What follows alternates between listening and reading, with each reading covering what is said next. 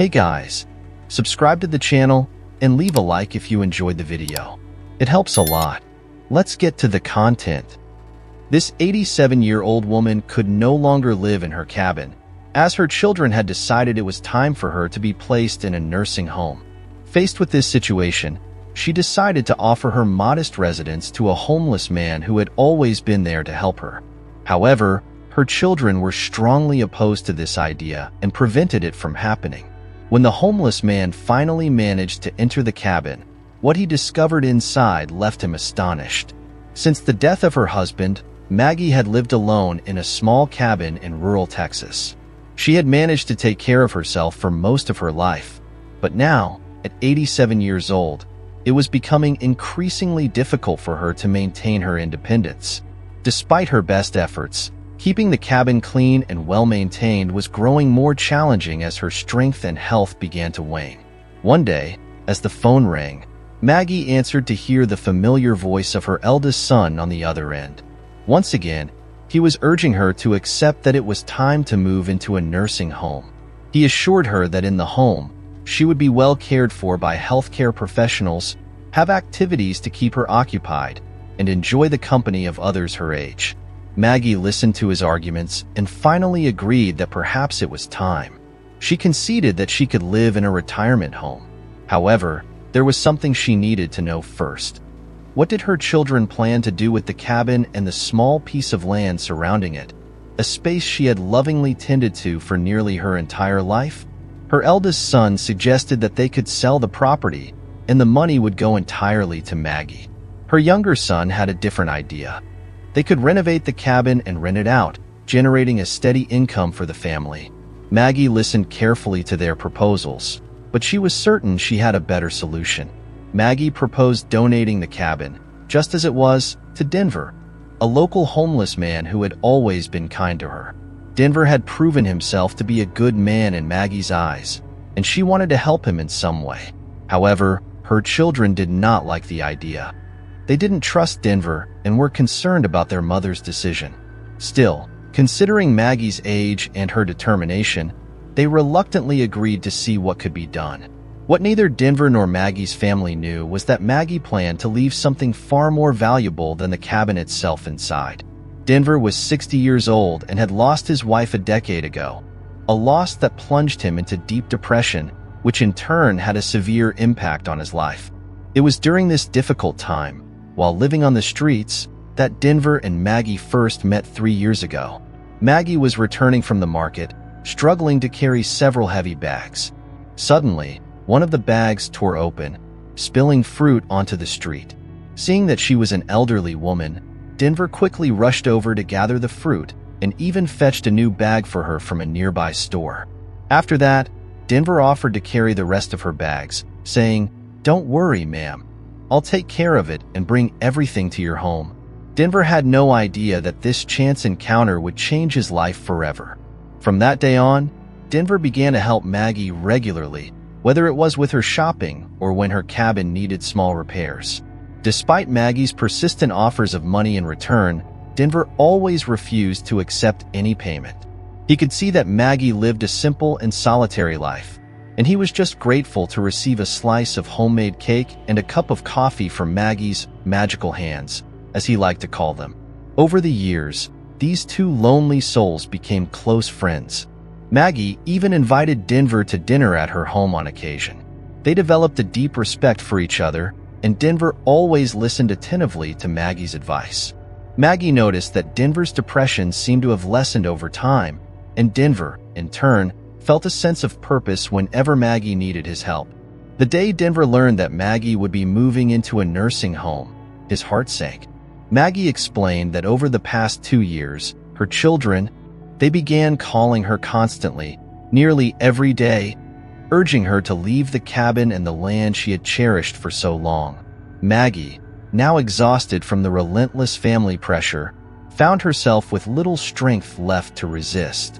If it were up to her, she would have lived out her remaining days in the cabin that she and her late husband, Harry, had built with their own hands. But as Maggie herself resignedly put it, in this life, not all our wishes can come true, can they? Denver, deeply moved by his friend's words, embraced her and assured her that she could always count on him if she ever needed help. He thanked her for everything she had done, for giving him the chance to regain his dignity and the confidence to try to lift himself out of homelessness. Less than 2 weeks passed, and Maggie finally moved into the nursing home. Her family had arranged everything without even consulting her, eager to make the transition as quick and uncomplicated as possible, avoiding any debates or disagreements that might have arisen had Maggie been involved in the decisions. Denver, unaware of Maggie's abrupt move, had a growing sense that she had already left when he stopped seeing her around town. Yet, he continued to visit the cabin from time to time, just to make sure everything was still in order. On one of these visits, Denver had the rare chance to encounter Maggie's sons at the cabin. He approached them, introduced himself, and asked about his dear friend's whereabouts. To his shock, the eldest son dismissed him harshly, accusing Denver of seeking money for alcohol or other vices, stating that he would not be as soft-hearted as his mother. Denver was taken aback by the rudeness, especially coming from the children of a woman as kind and polite as Maggie. For a moment, he stood there, silent and stunned, but then he asked again where she was. Instead of answering, Maggie's sons angrily drove him off the property, warning him not to return, or they would call the police. Despite feeling hurt, Denver was determined not to let their hostility keep him away from his friend. He resolved to find Maggie, even though her sons had refused to tell him which nursing home she had been moved to. Determined, Denver headed to the local homeless shelter, where he asked the caretaker if there was a list of nursing homes in the area. To his relief, he learned there were only 4 in the vicinity. 2 were located in the city center, 1 was in a more distant neighborhood, and the 4th was even further away, on the outskirts of town. The distance didn't matter to Denver. He was willing to walk as far as necessary to find Maggie. After freshening up at the shelter, he set out early the next morning. The first 2 nursing homes were close to the shelter, but Maggie wasn't in either of them. Denver then walked for another 40 minutes to reach the 3rd home, only to find that while they had a Margaret in their care, it wasn't his Maggie. Undeterred, Denver continued his search, walking for another hour until he reached the main road leading to the last nursing home on his list. He kept hitchhiking along the way, but no one stopped to offer him a ride. Nearly 3 hours later, exhausted and thirsty, Denver finally spotted the nursing home in the distance. He headed towards it, feeling the weight of his journey, both physically and emotionally. After all, he was no longer a young man himself. Upon entering the facility, Denver knew this was his last chance. Maggie had to be here. Without hesitation, he approached the reception desk, not even asking if they had a Margaret in residence.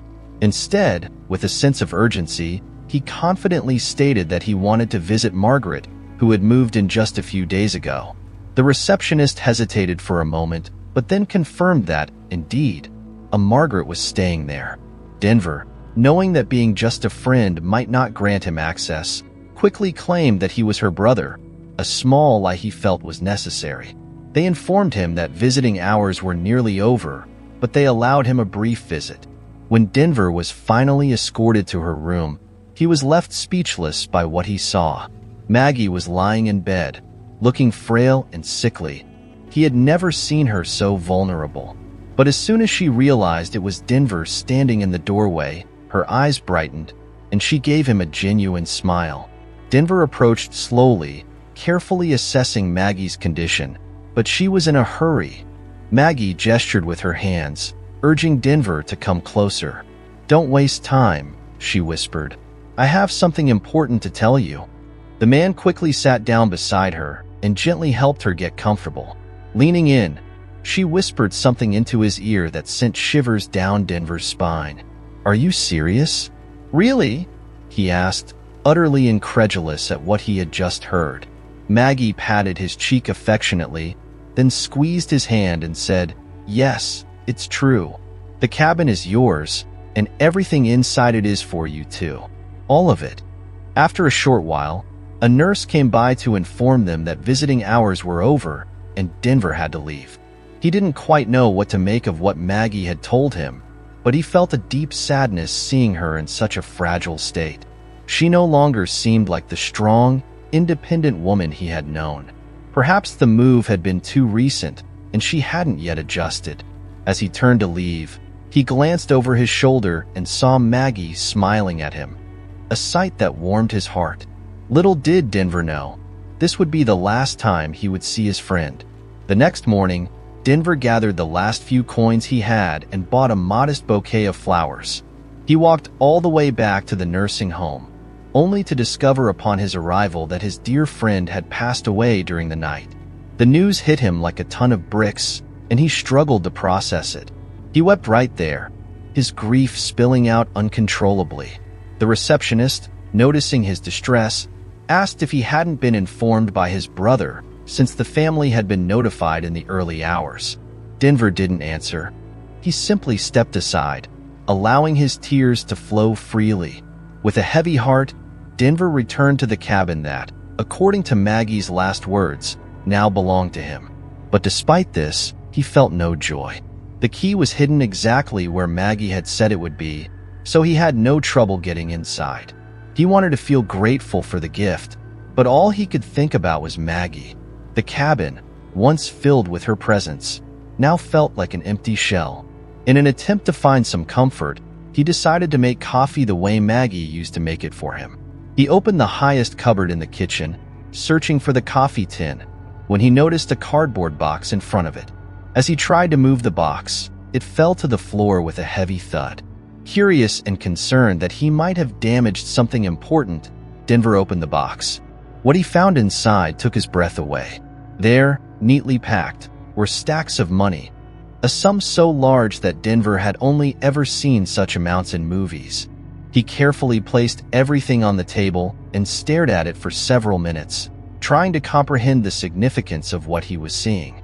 There were over 40 bundles of $10,000 each, totaling nearly $500,000, a fortune that Denver realized must have been Maggie's life savings. He remembered her words, confirming that the cabin and everything inside it were now his. Despite the overwhelming temptation, Denver hesitated.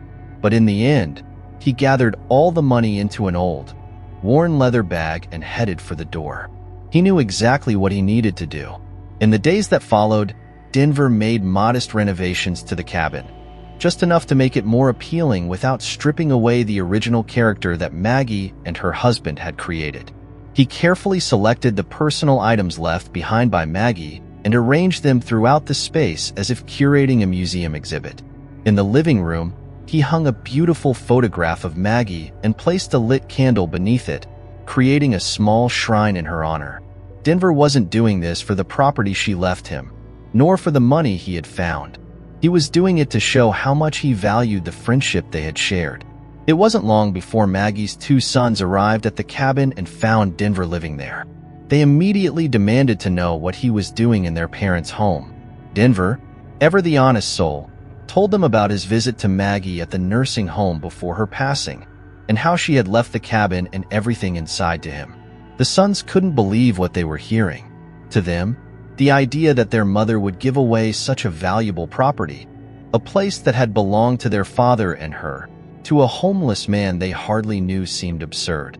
They even questioned Denver's mental state, thinking he must be delusional. Denver was saddened that they didn't believe his story, but he stood by his word. He also regretted that Maggie's sons had no knowledge of the final moments. When Denver mentioned Maggie's last wishes, her younger son was furious, and in a fit of rage, he lunged at Denver, intent on grabbing him by the neck. It was only his older brother's restraint that stopped him, warning that if they laid hands on Denver, they could lose their temper and face legal consequences. The older brother then suggested they resolve the situation in the most civilized way possible, by calling the police. Within 20 minutes, a police vehicle arrived at the cabin, and two officers stepped out to assess the situation. After hearing both sides, the officers informed Denver that he would need to provide some form of documentation to support his claim, something like a digital recording, a will, or a signed letter from Maggie. Denver had nothing but Maggie's word to rely on. The officers then informed him that without evidence, he would have to leave the property immediately. The younger son, seizing the moment, declared that even if Denver left willingly, he had still trespassed on the property and that such an offense would not go unpunished. He intended to file a formal complaint, hoping this would finally rid them of Denver. Denver was deeply hurt by the entire ordeal. The fact that these sons refused to honor their own mother's wishes was heartbreaking. Tears welled up in his eyes, and he quietly asked for a few moments to gather his personal belongings. Noticing that the cabin was indeed cleaner and in better condition than before, the older son begrudgingly granted Denver a few minutes to collect his things. Denver took his old blanket, which was draped over a chair, and tucked it into his worn, faded leather suitcase, covering what was already inside. Before leaving, he cast one last glance at the small shrine he had created for Maggie, then surrendered to the authorities without further protest. He didn't want to give Maggie's sons any more reasons to make things worse for him. Despite the situation clearly being against him, Denver wasn't naive. Maggie's sons had no idea what was about to unfold in the coming weeks. The younger son did not drop the charges, and when Denver arrived at the police station, he narrowly avoided being arrested due to his clean record. However, he was instructed to quickly seek a public defender to represent him in the upcoming legal proceedings. Upon being released, Denver returned to the shelter where he usually spent his nights and spoke with the manager, asking for a recommendation for a law firm. The manager simply pointed to an advertisement in the city service directory. Maggie's sons wasted no time. They obtained a restraining order against Denver to prevent him from approaching the cabin and immediately put the property up for sale for $84,000. They didn't even bother to remove the furniture, decorations, or personal items left behind. Selling the place was their top priority. A week passed, and a lawyer named Charles Winter reached out to Maggie's sons, expressing interest in purchasing the property.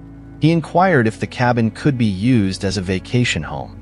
The sons didn't object but explained that there were other interested buyers and that the sale would go to the highest bidder. Charles then asked about the highest offer so far. The older son revealed that a potential buyer had offered $90,000 to be paid in 3 installments. Charles remained silent for a moment, as if calculating or deciding whether it was worth entering a bidding war. When he resumed the conversation, he proposed $91,000 in cash, with the condition that the deal be closed as soon as they hung up the phone. The two sons didn't need much time to consider. They quickly agreed to the offer and scheduled the finalization of the sale for 7 days later, when the exchange of money for the property key would take place. They celebrated the sale and announced that they would use the time to dispose of all the trinkets left by the cabin's former occupant. However, Charles intervened, explaining that if their intention was to get rid of the items in the cabin, he was willing to pay an additional $1,000 to take care of it for them. The sons of Maggie were swayed by ambition and quickly agreed to finalize the deal at $92,000, leaving everything in the cabin just as it was. 7 days after the negotiation took place over the phone, Maggie's two sons arrived at the cabin to conclude the sale of their parents' home. A luxury sedan pulled up shortly afterward, and from the driver's seat emerged a man in his mid-40s to early 50s, dressed sharply in a tailored suit. He introduced himself immediately as Attorney Charles Winter. The passenger in the sedan remained in the vehicle. After exchanging greetings, Charles and Maggie's sons began the transaction. The lawyer opened his briefcase, revealing several stacks of cash neatly arranged inside. He handed the briefcase to the younger brother, who inspected the money and then gave a nod of approval to his older sibling. The older brother, in turn, handed Charles an envelope containing the property documents and the keys. "Congratulations, Charles, this is now your new vacation home," he said. However, Charles raised his hand in a gesture of pause and replied, "Don't congratulate me, gentlemen. I am not the true owner of this charming cabin." The brothers exchanged puzzled glances, clearly not understanding what was happening. "I'm just the intermediary," Charles continued. At that moment, the passenger door of the luxury sedan opened, and the second occupant stepped out. This man, also dressed in a fine suit, had a neatly trimmed beard and impeccably polished shoes. As the man approached, Maggie's sons had a nagging feeling that they recognized him, but neither could be entirely sure from where. It wasn't until he stood directly in front of them that they realized it was Denver, the man they once knew as homeless. "This," Charles said, indicating Denver, "is the rightful owner who is purchasing the property. All the money in that briefcase belongs to him. Please, finalize the transfer of the keys and documents to him." The brothers were at a loss for words, unsure whether to feel deceived or humiliated. But the money was real, and it was the agreed-upon amount. The older brother, seeing no other option, reluctantly handed over the key and the envelope, though his face was etched with anger. Denver accepted them, passed the envelope to Charles, and kept the key for himself. "You never understood your mother's true wishes," Denver said quietly. "You did everything in your power to keep me away from her and what she held dear. But it seems she knew her sons well enough and made sure her will would be honored." Apart from Charles, no one could comprehend what was happening or how a once homeless man like Denver had come into such wealth. Little did they know, they were receiving only a fraction of their mother's true inheritance. Now, Denver could live in the cabin legally, free from the threat of eviction. "I will cherish this cabin and honor everything that Maggie and her husband built," Denver said calmly. "I'll see you in court. Use this money to hire a good lawyer for the lawsuit you filed against me. You're going to need it." He then turned to Maggie's sons and added, "Now, get off my property, or I'll be the one calling the police." With those words, Denver watched as Maggie's sons left the cabin. Then he closed the door behind them. He lit a candle beneath Maggie's photo and spent that night in peaceful, restorative sleep in his new home. Hey guys, subscribe to the channel and leave a like if you enjoyed the video. It helps a lot. Let's get to the content.